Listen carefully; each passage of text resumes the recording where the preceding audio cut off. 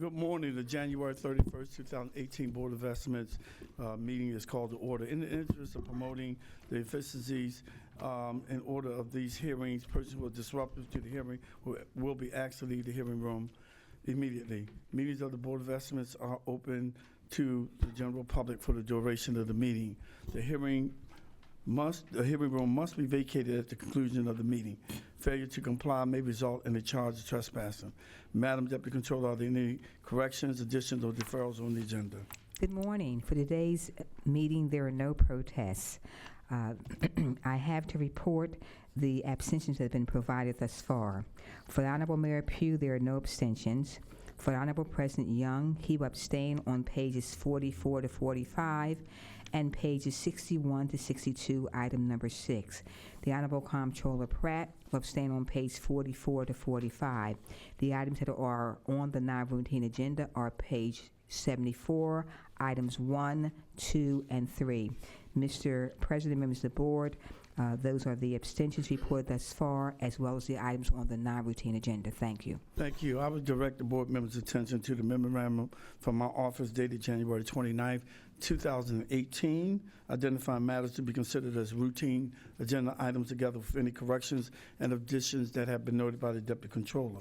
I will entertain a motion to approve all of the items contained on the routine agenda. Mr. President, I move the board's approval of those routine agenda items. Second.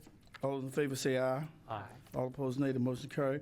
The routine agenda has been adopted. The first item on the non-routine agenda can be found on page 74, item 1, Department of Audits, Audit Report, and related digest.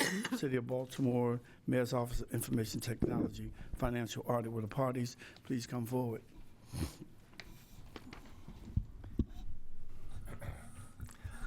Good morning, Mr. President, members of the board. My name is Bob McCarty. I'm the city auditor. The Department of Audits has performed the biannual audit of the financial statements of the Mayor's Office of Information Technology, or MOIT, for fiscal years 15 and 16. Our opinion on MOIT's financial statements is unmodified, which means it's a clean opinion. In addition to the audit report, we have included a separate report that addresses MOIT's compliance with certain laws and regulations and the internal control of financial reporting related to the financial statements. MOIT had the following two significant deficiencies in internal control over financial reporting. The first is a transfer of revenue of $12 million to MOIT for call center services. A review of the grant activity associated with the call center, or 911, disclosed that expenditures totaling approximately $12 million were charged to MOIT for fiscal years 14 through 16. However, the corresponding revenue was incorrectly submitted to the Baltimore City Police Department by the state of Maryland and was never transferred to MOIT. We recommend that a journal entry be prepared to transfer the $12 million in revenue from Baltimore City Police Department to MOIT. In MOIT's response, they stated that it concurs with the recommendation and will work with the Department of Finance to resolve the finding. Finding number 2, controls over payroll records required strengthening. During our testing of payroll activity for MOIT, we found the following types of examples of exceptions in their payroll. These were the ones that occurred more frequently. 1, biweekly timesheets were not always approved. 2, employees did not always sign in or sign out. And 3, biweekly timesheets not always agree with e-time, the city's payroll system. We recommend that MOIT refine its process for recording and reporting of its employees' time to ensure the accuracy and completeness of the data and the resulting employee pay. Management's response, MOIT stated that it concurs with the recommendation, and within the next 6 months, they will be taking the necessary corrective actions to resolve the finding. Yeah, you can come up. Y'all concur? We concur with the findings. Introduce yourself. I'm sorry. So I'm Mark Cherry. I'm the CFO at MOIT. And as mentioned, we concur with the findings that were mentioned. Okay. Thank you. Thank you. The audit has been noted. The second item on the non-routine agenda can be found on, we wanted to skip that one. We'll come back to that one. The second item on the non-routine agenda can be found on page 74, item number 3, Department of Audits, Audit Report and related audit digest, City of Baltimore, Department of Finance. Will the parties please come forward? Yes, next. Good morning again. Bob McCarty, City Auditor. Excuse me. Audits has performed the biannual audit of the financial system statements of the Baltimore City Department of Finance, or Finance, for the fiscal years ending June 30th, 15 and 16. Our opinion of Finance's financial statements is unmodified and therefore a clean opinion. We also did a separate report, as I mentioned before, for Amoit, and Finance had the following 4 significant deficiencies in internal control over financial reporting. Finding number 1 was the absence of journal entry support. During our audit, we noted that the capital project statement had a $2 million credit posted to a capital expenditure account that was reported in the statement of other revenue, excuse me. Analysis of the account revealed that these credits were associated with vendor invoices from fiscal year 2008. We recommend that Finance retain all supporting documentation to assist in clarifying the basis for its journal entries. Without proper documentation, management cannot ensure the journal entry postings are accurate and complete.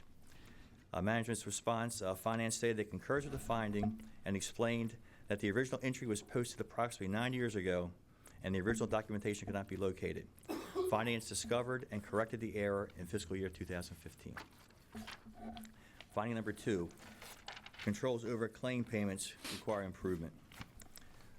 Workmen's compensation claims are processed and paid for by Key Risk on behalf of the City of Baltimore. A daily payment file is submitted to Risk Management to fund the respective transactions. However, the daily payment file is not reviewed by management to ensure accuracy. We recommend that Risk Management review the payment files to determine the accuracy of individuals listed and the amounts charged. Finance response was that it concurred with the findings and has implemented procedures to ensure the accuracy of the individuals, claimants listed, and the corresponding payments. Finding number 3, controls over insurance claims require improvement. The Director of Risk Management is responsible for preparing claims against the city's insurance policies. Further review disclosed that the Director also receives the corresponding insurance claim checks. We recommend that the duties for the preparation of insurance claims and receipts of corresponding checks be segregated. Finance concurred with the finding. Effective immediately, they stated that payments for insurance companies will come directly to the Deputy Risk Manager, who will verify the remittance against the supporting documentation, complete a cash deposit slip, and have the check and supporting documentation hand-delivered to the city's cashier for deposit. And finding number 4, controls over payroll records require strengthening. During our testing of payroll activity for Finance, we found the following examples of exceptions for payroll. And again, these were the 3 as examples that were more frequent. Timesheets could not be located, employees did not always sign in or out, and timesheets were not approved by a supervisor. Additionally, testing across the 6 divisions within Finance disclosed that there was no consistency in the preparation and processing of daily and biweekly employee time and the management approval of timesheets and of leave requests. We recommend that Finance refine its process for the recording and reporting of employee time to ensure the accuracy and completeness of the data and the resulting employee pay. Additionally, we recommend that standard timekeeping and reporting process be established for Finance. In their response, Finance stated that it concurs with the finding and that their daily time attendance log should be standardized and all staff should utilize a daily sign-in and sign-out method that requires the individual employee to note their arrival and departure time, and that the supervisor should review and approve recorded time in the e-time system. Finance has issued standardized guidance to all bureaus regarding time and attendance tracking.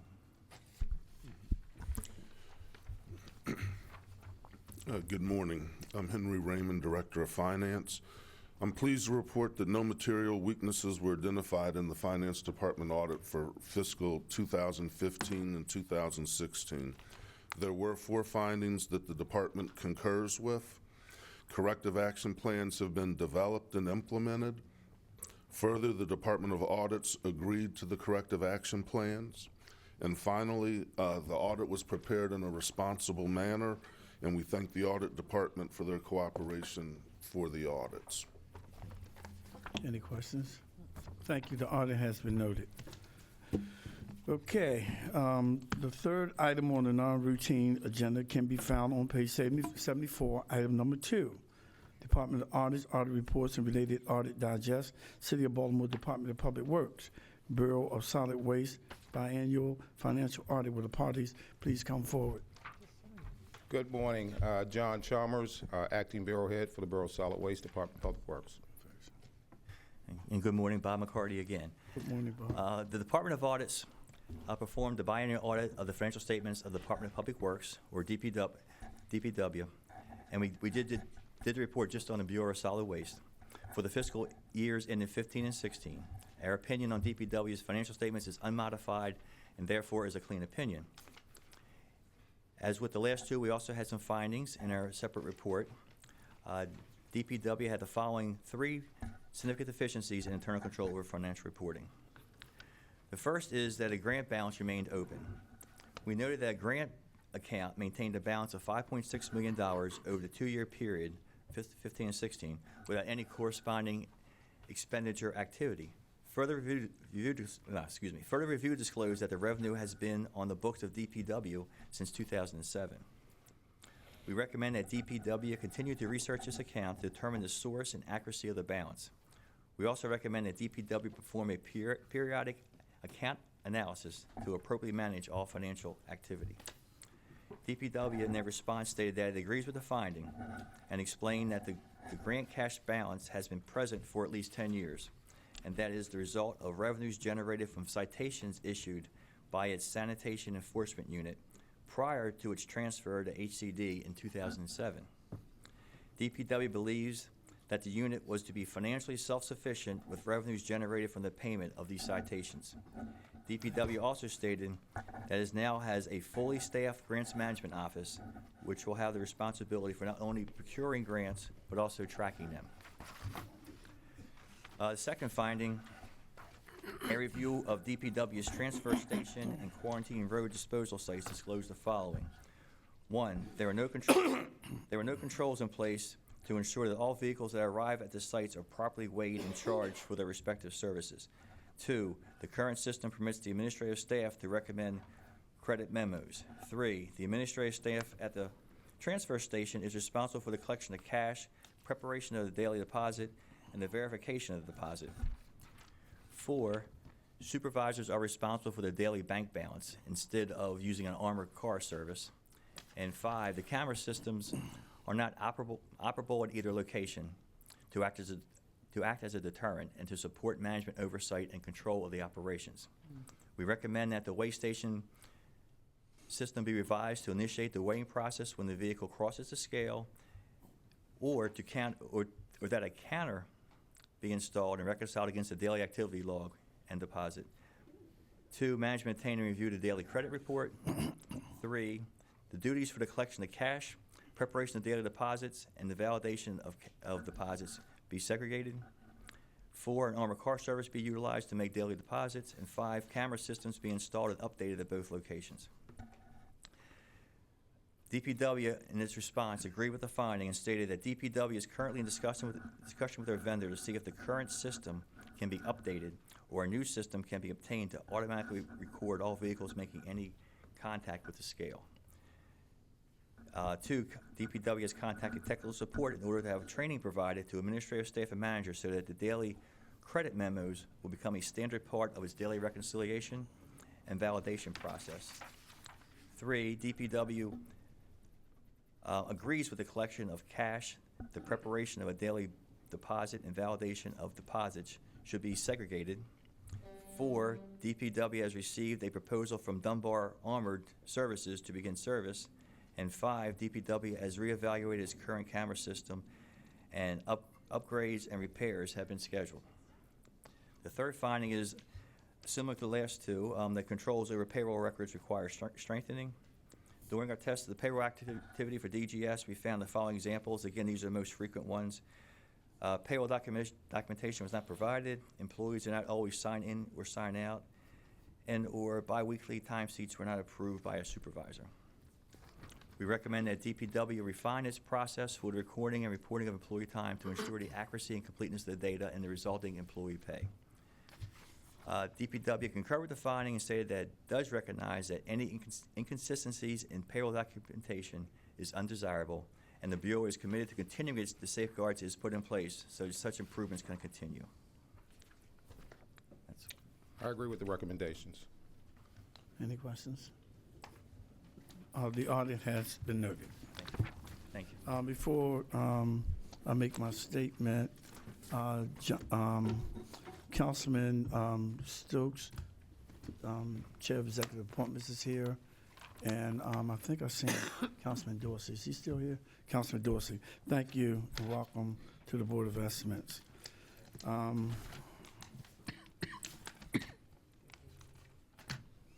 Before we close, I'd like to thank Mayor Pugh for partnering with me to grant final approval of my Historic Children and Youth Fund. I also like to thank the Controller for her help as well. I'd also like to recognize Diane Bell McCoy, CEO and President of Associated Black Charities, the organization that will be charged with distributing the grants.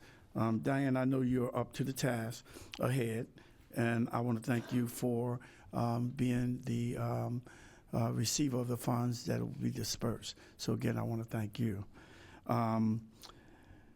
Also, I want to thank Co-Chair Adam Jackson and Dr. John Brothers. We're going to build a never-before-seen model for distributing grants, and I can't wait for the citizens of Baltimore to finally get a say in how dollars are distributed to children and youth programming. For more information, please visit bcyfund.org. Madam Mayor, would you like to have comments? Let me just thank all the groups, individuals, and everyone who worked together, and thank the President for shepherding this project. But let us be real clear. This is about how we service our children, how we create funding for programs for our children. So what the President has put forth is a great opportunity for groups and organizations in the city who are engaged in activities around our young people to engage more. We want to make sure that no child falls between the cracks. When we made Baltimore City Community College free, it was an opportunity to make sure that we're giving every child in the city an opportunity to higher education. When we open up our rec centers till 11 o'clock on Friday nights and midnight on Saturdays, it's because we want places for our children to be engaged in productive activity. When you are creating programs around this, we hope you keep in mind what we need to do for our children. And so I am very excited about this effort. Look forward to working with Associated Black Charities and all the groups who've come together in the city to focus on our children. But I also want to take the time to remind folks, Mr. President, that there's a lot going on in our city for our children. This is an opportunity for us to take it to another level. And I also want to take this opportunity to remind folks that while we don't run our school system, and in 1997 when we gave control of our school system over to the state, the $1.4 billion, like in every other jurisdiction that comes directly to those jurisdictions, don't come to Baltimore City. They go to the state. But when we do our budget this year, we're going to be very clear. Of the $1.4 billion that comes from the state, this is all of our money. This is what we pay our taxes for. It is also a part of the city's budget. And so we want to make sure, Mr. President, that we showcase that as well, and the additional monies that we will add. But I'm excited about where we go from here as it relates to the youth fund, because our children should be among our top priorities. Thank you for the effort that went into this, all of those who participated, and the individuals that will continue to be engaged. Thank you. Okay, I would be remiss if I didn't thank the task force members who were instrumental in making recommendations on the grant-making process. So, Adam, you can let John Brothers, your co-chair, know, and the task force know how grateful and thankful we are. There have been no more business. I didn't see you, John. There have been no more business before this board. We will recess until bid opening at 12 noon. Thank you.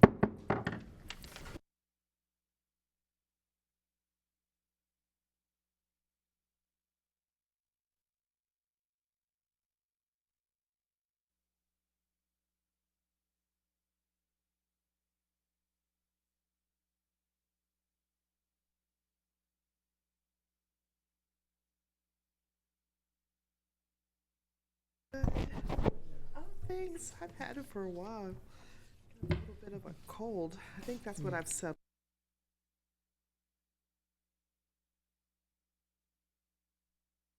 Listen, Henry.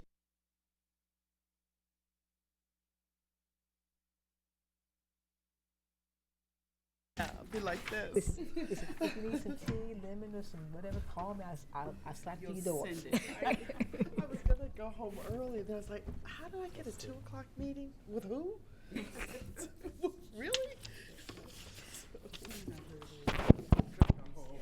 Yeah. Good afternoon. The Board of Ethics is in a session for the receiving and opening of bids. We have 2 addenda today. SC 926, Electrical Distribution System Reliability Improvements, Physical Security Upgrades, and On-Site Power Generation at the Patapsco Wastewater Treatment Plant. Please change the bid due date from January 13th to February 14th, 2018. So ordered? I'm sorry, I have one more. I apologize. Okay, sure. Forgive me. You want to go through this? GS 16813, 2300 Maryland Avenue, Cornice Repair.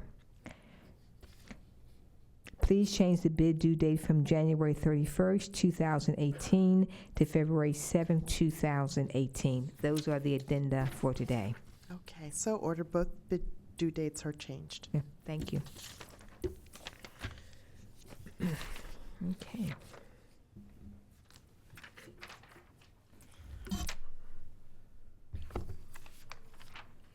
Check coming. Thank you. Okay.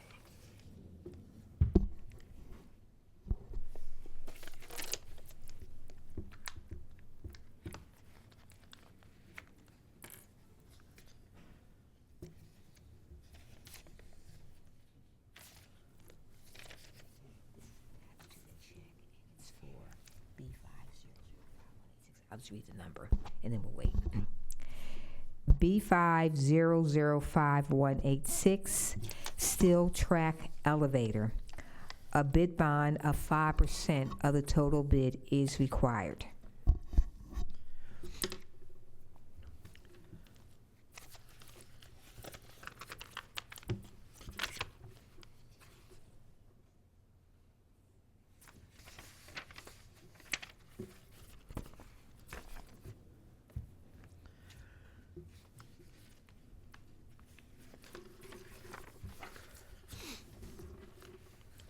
Excuse me.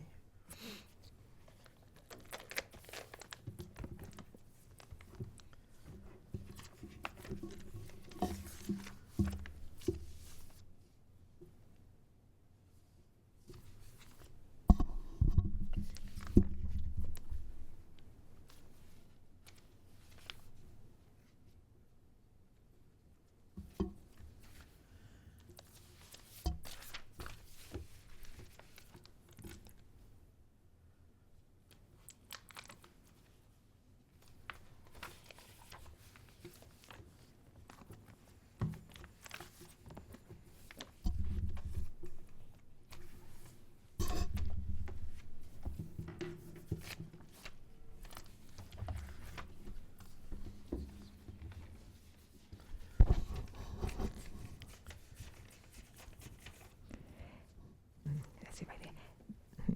Valley Supply and Equipment Company, Inc., $117,396.40 with a check.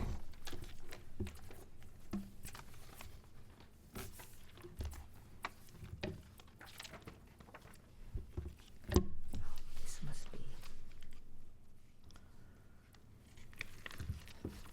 On the bottom of this must be part.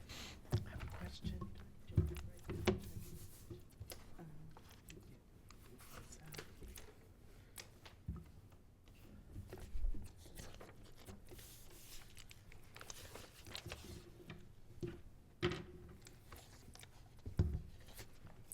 Jesco Inc. with a bid bond. $157,796.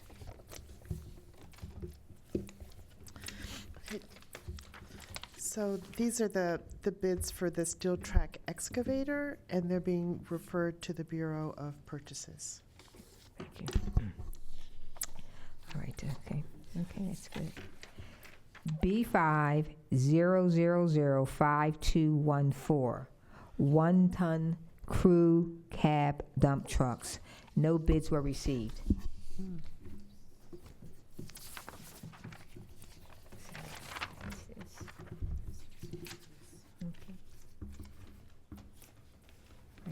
There being no further business, we are adjourned. Thank you.